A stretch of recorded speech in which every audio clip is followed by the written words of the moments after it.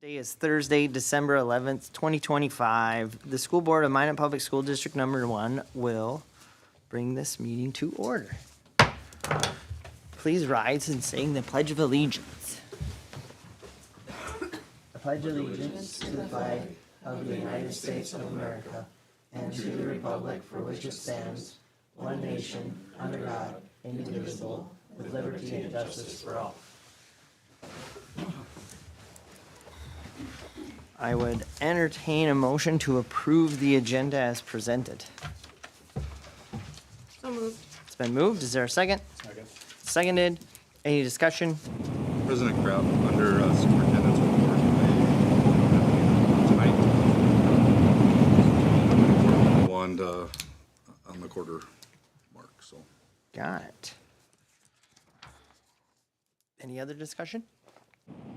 Hearing none. Mrs. Dockin, will you please call the roll? Sabrina Herman. Yes.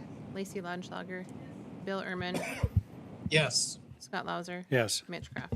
Yes. Motion carries. Number 4, public comment. Are there any patrons that wish to speak during the public comment portion on last month's or this month's school board agenda in the audience?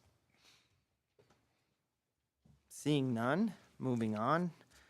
Number 5, consent agenda. I would entertain a motion.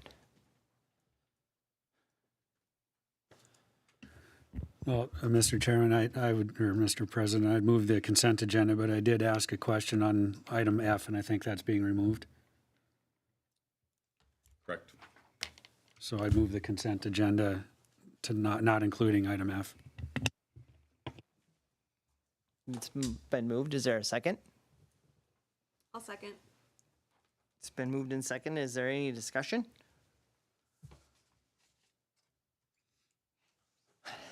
Any discussion? The discussion I have is under letter E with resignation. Miss Pam Strokeland is in our packet resigning. Those are going to be some mighty big shoes to fill, and she did an amazing job in the short time that I've known her.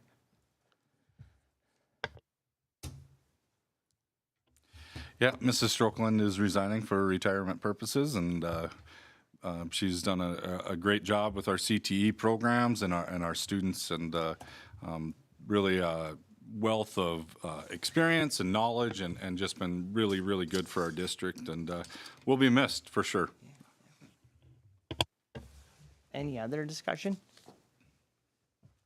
Hearing none. Mrs. Dockin, will you please call the roll? Lacey Lodgeschlager. Yes. Bill Ehrman. Yes. Scott Lauser. Yes. Sabrina Herman. Yes. Mitch Kraft. Yes, motion carries. Skipping letter 6, on to number 7, old business, letter A, external evaluation approval. Mr. President, members of the board, I guess I should have been patient when I brought this to our last meeting. The special ed department was working on getting multiple choices for external evaluators in the area of speech and language. And we added one at the special meeting, but they would also like to add Prairie Grit Therapy and Sunshine Pediatric Therapy to the list of independent evaluators in the area of speech and language services. I would entertain a motion. It's been moved. Is there a second? It's been seconded. Is there any discussion? Any discussion? Hearing none. Mrs. Dockin, will you please call the roll? Bill Ehrman. Yes. Scott Lauser. Yes. Sabrina Herman. Yes. Lacey Lodgeschlager. Yes. Mitch Kraft. Yes, motion carries. Letter B, update on auction sale of Bell Elementary. Item number 1. Mr. President, members of the board, we have 2 items for you to review and approve tonight.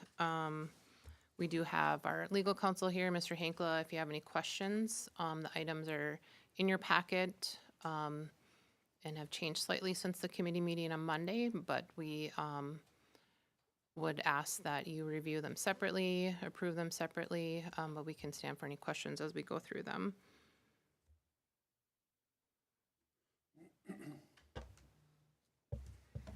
And item number 1 is the listing agreement between us and Northern Auction, correct? Yeah, Mr. President, members of the board, we reviewed this at committee. It's been reviewed by legal counsel, and Mr. Beater has approved it as well. But just recommend approval as presented. I'd entertain a motion.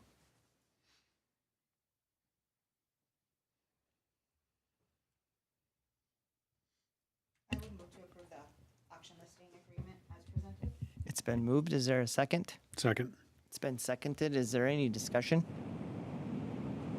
Well, Mr. President, we had met earlier in the week, and there's probably a couple things that, with legal counsel here, we were looking at what happens in the worst-case scenario. And I think everything is covered in the listing agreement. A little bit different than what we had discussed as a committee, but most of what we had talked about was subject to what council suggestion was, and we got that back. And so I'm comfortable with what we have for listing agreement, with the understanding that if we do this again, we want a consistent process.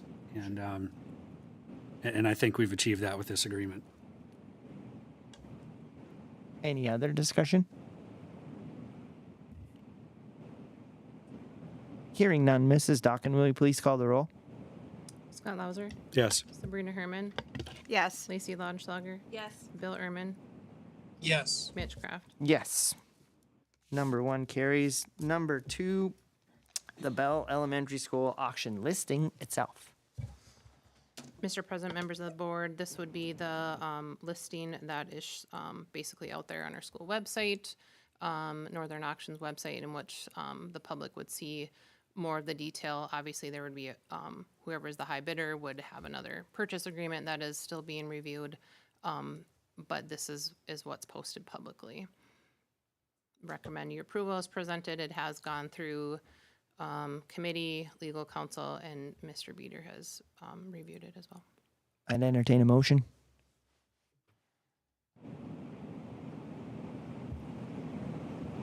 So moved. It's been moved. Is there a second? I'll second it. Any discussion? Mr. President, members of the board, I should add, there's a note on there in what is not included in the sale, and then what is included. Special note that the committee did have consensus to decide to sell the actual bell on the top of the school separately in a separate auction, and that would be on-site only. The school and the property auction will be online and on-site, but that bell would just be on-site. That's a recommendation of the auctioneer to do that. So I just want to point that out. We'll be noticing those separately in our legal notices in the newspaper and on our website as well, but I just want to clarify that. And Mr. President, a couple things. I think some of the initial marketing is going to be ready to go after board approval. And if you look, the first walkthrough is Monday. So this is coming up pretty quick. 4 to 7 on Monday, another walkthrough in January on Wednesday, the 21st, with the anticipated date of the auction, February 11th, on site, as Ms. Dockin had said.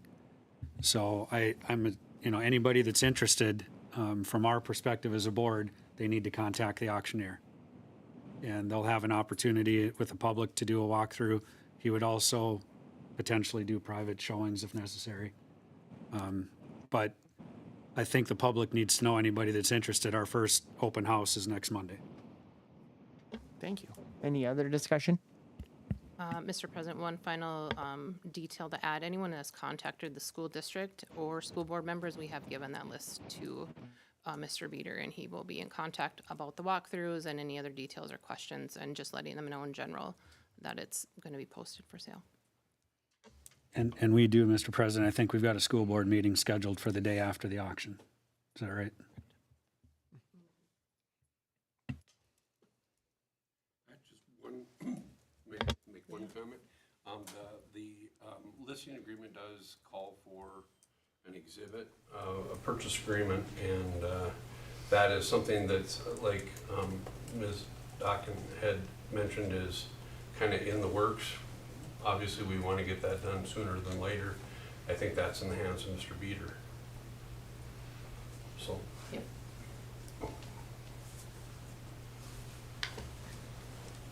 Any other discussion? Hearing none, Mrs. Dockin, will you please call the roll? Sabrina Herman, Yes. Lacey Launschlager, Yes. Bill Ehrman, Yes. Scott Lauser, Yes. Mitch Kraft. Yes, motion carries. Item number 8, new business, letter A, 24-25 Minot Public School District Audit, Brady Martz and Associates.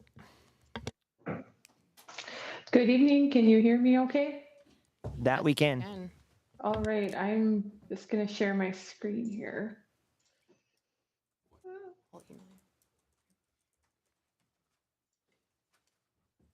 All right. Are you able to see the audit results on the screen? yes, Okay, I will get going. Well, good evening, everybody. I'm Mindy PS with Brady Martz, and we performed the audit of the Minot Public Schools District this year for fiscal year 2025. And so I'm going to go over the audit results with you. First, we'll go over the reports and opinions that we issue as part of our audit, and then we'll look at some high-level financial statement highlights from the last fiscal year, and then end with some items that we are required to communicate upon completion of the audit. So first, looking at our audit opinion, when we're performing the audit, the objective is to express an opinion as to whether the financial statements are materially in accordance with GAAP, or generally accepted accounting principles, which is the accrual basis of accounting. When we perform the audit, our audit is designed to obtain reasonable assurance, but not absolute assurance, that the financial statements are free of material misstatement. As listed on the screen, we are required by our professional standards as well for how we go about conducting the audit, and sample sizes and items that we are required to look at as part of our overall audit. As far as our audit opinion, we issued an unmodified opinion on the financial statements, which is the highest level of assurance that we can provide as auditors. And it's a clean opinion, and that basically means that the financial statements are materially in accordance with GAAP. Additionally, the state of North Dakota requires that all audits of government entities are also conducted underneath government auditing standards. And so what that means is we look at internal control as part of our audit when we're designing our audit procedures to perform. However, we don't give an opinion on internal control, but if we become aware of any kind of deficiency in internal control, we are required to notify you in this report. And you'll see that we did have one finding, and that is for us, the auditors, preparing the financial statements. This is a repeat finding from last year. I would also note that last year there was an additional finding for material journal entries. However, that was corrected this year. And so we did not propose any material journal entries to the financial statements to get them in accordance with GAAP. Again, it's a clean opinion, even though there is just that one item or that one finding noted. Next is our audit opinion for performing the compliance audit. So this is a separate audit conducted from the financial statement audit, where we test the district's compliance with the federal grants that are required to be tested. Again, we're issuing an unmodified opinion, which is the highest level of assurance that we can provide. And that means that on this report, the district was in compliance with the requirements, the federal requirements we tested. Listed on the screen are the 3 federal programs that we looked at this year. The first one was Child Nutrition Cluster, and then Striving Readers Program, and then the Head Start Cluster. Next, looking at financial statement highlights for the year. This is broken down by fund. So you'll see that overall, you can see the cash and investment total balance by fund year over year.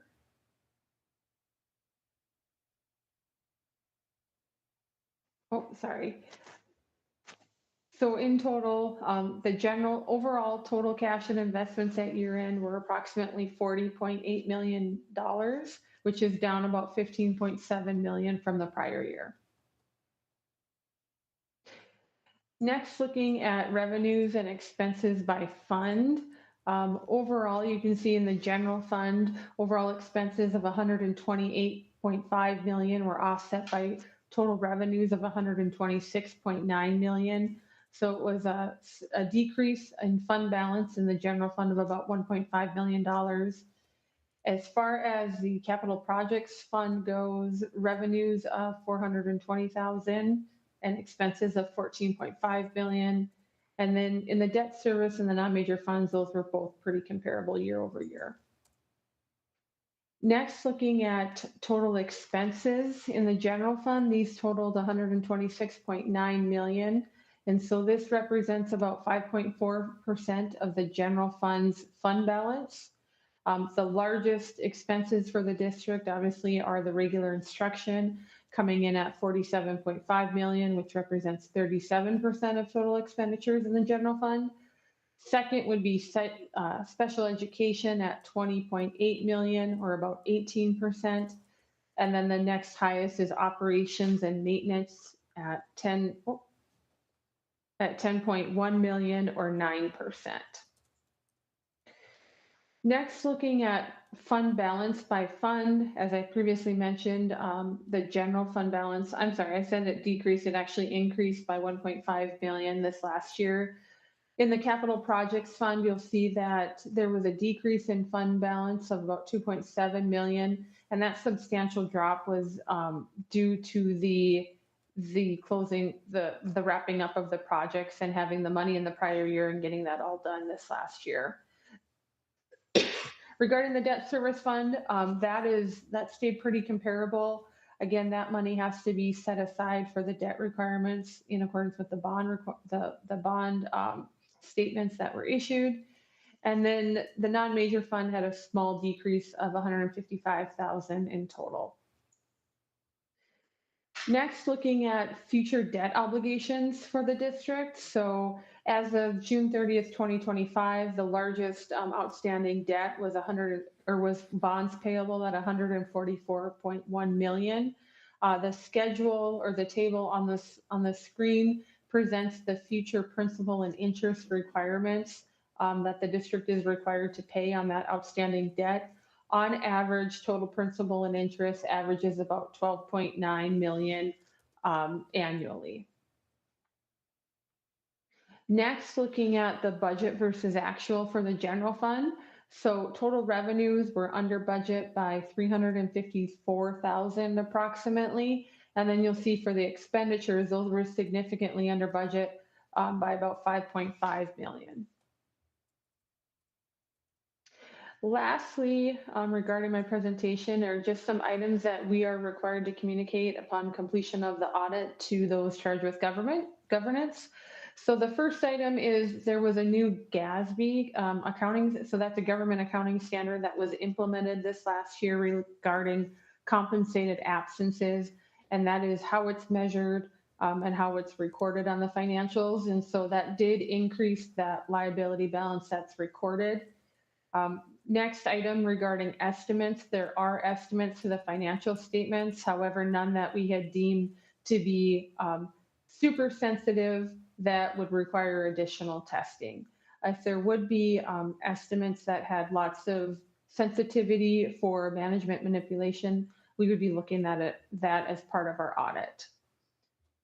Also, we didn't come aware of any kind of unusual transactions during the audit. We didn't have any difficulties or disagreements with management while conducting the audit.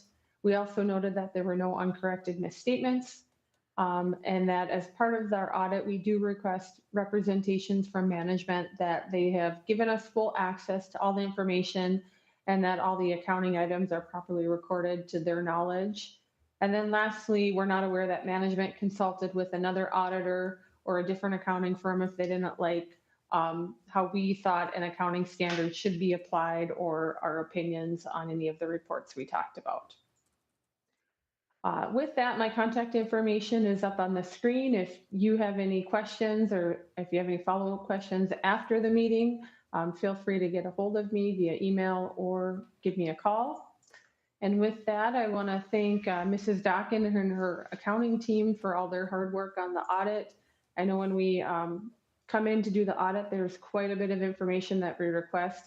and they always do a good job about getting us the information in a timely manner to get the audit done in a timely manner. So thank you to her and her staff for all their help. With that, I'm happy to answer any questions anybody might have.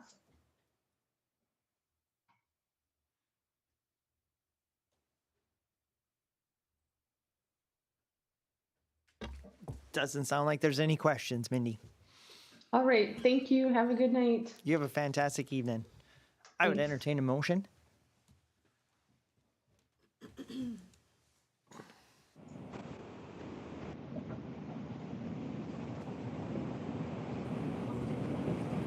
It's been moved. Is there a second? I'll second. It's been seconded. Is there any discussion? President Kraft, members of the board, I'd like to thank Mrs. Dockin and her team. Did a great job, and Brady Martz for coming in and working with us. Appreciate the effort and the great work they do for us. Mr. President, this stuff isn't easy all the time. I'm just wondering, do we have the systems in place? Is it easy when they make, not easy, but is it efficient when they make their requests that we get the information to them? Yeah, Mr. President, members of the board, they have an online system where we can upload files and get them to them, and they can review them, but they do also come on site, and we're getting them information pretty timely and when they're here as well. But yeah, it's efficient, but I wouldn't say it's not laborsome. I mean, I do want to thank my staff because there are a lot of documents that get uploaded and reviewed, but it's important, and I think they do a really nice job for you as a school board. So. Any other discussion? Hearing none. Mrs. Dockin, will you please call the roll? Lacey Lonschlager, Yes. Bill Ehrman, Yes. Scott Lauser, Yes. Sabrina Herman, Yes. Mitch Kraft. Yes, motion carries. Letter B, Activities Committee Report. Mr. Lauser. Well, thank you, Mr. President. The Activities Committee, including the Activities Department, met a few times, and I want to begin with some of the informal work that we did, and what our goals were, obviously, is to determine at what point do we separate the two hockey teams in the two high schools. And in a little bit of informal research, everybody that I talk to that is hockey related, whether it's in a program coaching, for the goal of having a varsity and a JV, the kind of the target number of skaters is 30. And what that generally means is you're going to have 4 lines of 3 forwards. You're going to have 3 lines of 2 defensemen and 2 goalies for a total of 20 kids. But we're looking at skaters, and to have 2 programs where some of the JV kids move up and play maybe 4th line varsity, everybody seemed to settle on the number 30, that we should have 30 skaters. And that's what we went into when we started doing some of our research. I want to make sure I've got this right with the clicker. Okay, so we'll start with what the Bismarck Public Schools did a handful of years ago. Bismarck Legacy became their own team in 2021, but the school opened in 2015. So it took six years for Bismarck Legacy to have their standalone program. When we say no junior gold program, what junior gold is in North Dakota is a hockey booster or hockey club related program, and Bismarck does not have that, Minot does. And that allows for some of the bigger school districts that have a junior gold program to place the smaller school districts that don't have a varsity program. And so Bismarck does not have that option for high school kids. Minot currently does. At the time, Bismarck Century and Bismarck High were projected to have over 90 skaters, and that's when they made their decision to move to 3 teams. So there again, it happened with Bismarck that it was about 30 skaters per program. We left Bismarck and went to West Fargo. Same thing in West Fargo. They don't have a junior gold program, but the kids that don't play varsity in West Fargo can move over and play junior gold in Fargo. West Fargo High School has their standalone program. Right now, Cheyenne and Horace are playing together, and we found out that their magic number is also 30. And so they're not going to make a split until they know they've got 30 kids per program. And again, West Fargo's not included as they're a separate high school. So after doing this, the informal research, and then finding out separately that both Bismarck and West Fargo had kind of a magic number of 30 before they added a team, we're looking at doing the same in Minot. And we would split when we confirm that we have about 30 skaters per school, and we're not at those numbers yet. And when we say, again, 30 skaters per school, that would be enough for a JV and a varsity at both schools. And our goal here, our intent, is not to have a JV and a varsity in one school and simply a varsity in another. So we want to get to 30 skaters for a total of 4 teams and 2 programs. Here's our current participation. Our total registered, which is actually going down to a 9th grader, including homeschool, 1 DLB, and the Bishop Ryan and R.E. Deemer co-op that we have a total of 44 skaters. And while there have been cuts, we're not close right now to have the number of kids for 2 programs. And when we did this, we are working well with the hockey boosters. We're going back historically to see a 10-year trend. And the kids that play at the squirt level in the hockey boosters program are still in elementary school. And so when we look at the trend, you can see going out to 28, 29, we still don't have 30 skaters per school. And we know that and I want to thank the hockey boosters and Brian Bauman as the director in particular, because all we asked him to do was research and numbers. We're not looking at particular skaters here. We're not looking at anything other than where they live and if they continue. And going forward, we are not hitting that magic number of 30 in any of the next 3 years. Obviously, we're a co-op this year. In fact, it was my hope that the jerseys would have been here tonight so that we could each wear one. They didn't arrive unless they did late this afternoon, but I'm still looking for the jerseys to get here. But the co-op this year, you can see what we have for next year. And then 27, 28, and 28, 29 seasons, we are currently projecting not having 30 skaters at both schools. And when we do this, we know that the youth program has about a 30% attrition rate. So those kids that are playing second year squirt, by the time they get to second year bantam, which is 4 years later, 30% are no longer playing. And we're looking at that over 10 years. So we have a pretty good track record that we know that if their numbers are high enough at the squirt level and 30% are no longer playing when they get to bantam, which is their freshman year of high school, we're going to have a pretty good idea how many are going to continue forward. And right now, although we can't dictate at a club level what that looks like, especially in hockey, we also have the minor concern, which I know we could address if we had the numbers, but the minor concern of available ice time, because the ice right now in Minot is shared with Minot State, with the Toros, with the hockey boosters, and with our program. So at this time, it's our suggestion that we're going to continue with one boys hockey team for obviously this season and next. It'd be my suggestion that about every 2 years we go through the same process. We look at the same numbers at the squirt and bantam, it's squirt, peewee, and bantam level, and we see if we can project forward a target of 30 skaters. And it'd be my suggestion that we see that trend continue for 2 consecutive years. And once that happens, I think we'll be safe, just like the other programs in the state have done. West Fargo is in the process of doing that. Bismarck's already successfully done it. I do want to address the goalies. There could be a potential at some point where we have 30 and 30, and we don't have the goalies that are separated by where they live in town. I don't think that'll happen because the goalies will exist at the peewee up to the bantam level. But in the event all the goalies in the bantam level are in one part of town, and projecting forward, and we have 30 and 30, that would be one of those rare instances where maybe a bantam goalie is moved up to the varsity and JV level if needed at some point. But I don't see that being a determining factor, and it's not really something we can control anyway.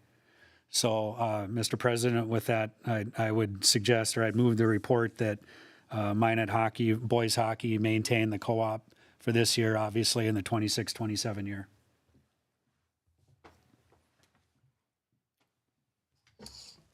Thank you for that, board. Any questions of Mr. Lauser? Well, maybe not so much a question, but more of a comment. So the projected numbers also don't include any kids leaving to go play juniors, correct? So, I mean, you can't predict that, but that's something that we run into is kids leaving early and going to play juniors. Yeah, Mr. President, the 30% number I referenced was the attrition rate in the youth program. Our projected number of 30 would account for maybe a couple kids leaving, potentially an injury. You know, they can only dress 20 at the varsity level. And so when you have that flexibility, having a JV team and enough kids to fill the varsity roster, that is kind of the magic number of 30, taking into consideration that we may lose a couple kids to another program. Any other questions? Hearing none, moving on, letter C. Minot High, Minot North Registration Guide. President Kraft, members of the board, in front of you, you have your high school registration guide for 26-27. I also added just a page in there to kind of, for communication, that the courses added and courses deleted from compared to last year. First, I just want to start out and thank our curriculum cabinet committee. We had, there was 9 of us on that group. And when I was going through my notes today, we had 89 discussion points in how this, which is a lot. So we worked close to 8 hours as a committee to produce this, and I definitely want to do a shout out to our teachers. This starts at the ground level. It's run through our department heads, and then from there turned over to our registrars, and then from there into their curriculum cabinet. So what you have in front of you took a lot of work, and we've got some courses added and courses deleted. If I was you, I'd be asking, like, well, why were courses deleted? And a lot of these are because enrollment trends and, you know, program alignment a little bit, but honestly, we look at getting tighter with how we are staffing and how we're registering our students, and we want to be as accurate as we can. And so we look at ways to make this close to the mark and without taking away opportunity. And a big thing that during our discussions also is that we have same opportunity between both schools. So at that point, I can stand for questions.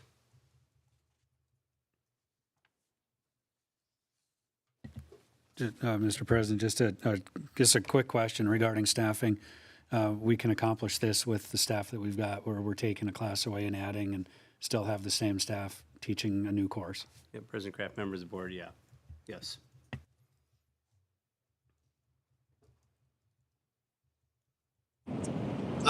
Not a question, but a comment.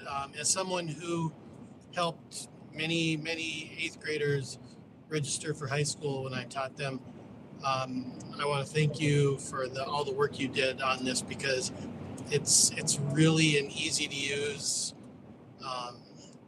document, and it really highlights the incredible classes that our students are able to take at Minot High and of course now Minot North.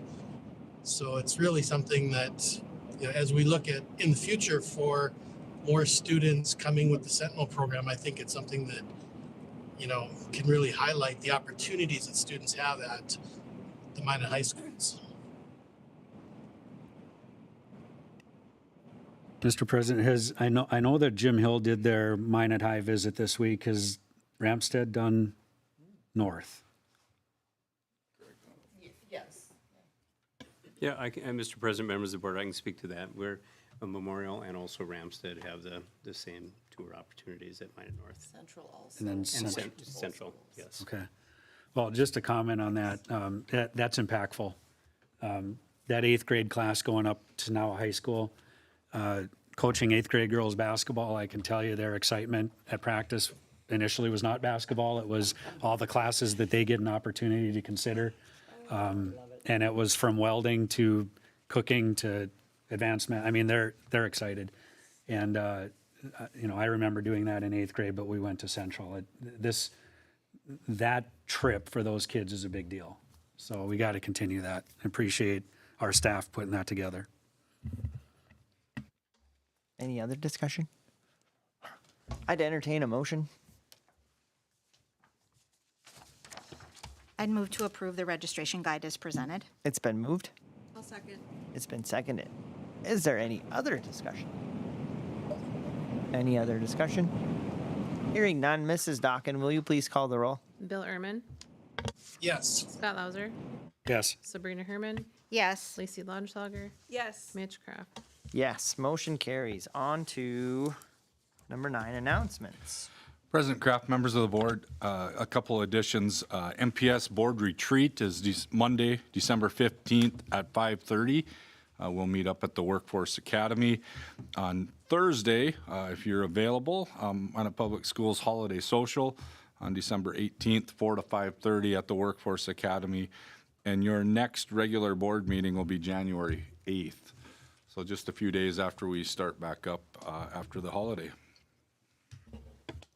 Item number 10, I would entertain a motion to adjourn. One question first. When is our school board visit? Do we know? I think it's that first next week, right? In We have January? one next week at Okay. Bel Air. Bel Air, I think it is. Okay. and I don't have my calendar up in front of me right now. Okay. I just wanted to make sure. It's usually the week after the board meeting. Okay. Perfect. Thank you. I just had that question. 21st. Thank you. We might have, moved it for whatever reason. Okay, We were all so close yet so far away. yeah, not, But now we know. Thank you, Brent. Is that a motion as well? I hear a motion? Yes, I will motion to It's been adjourn. moved. Is there a second? Second. It's been seconded. Any discussion? Any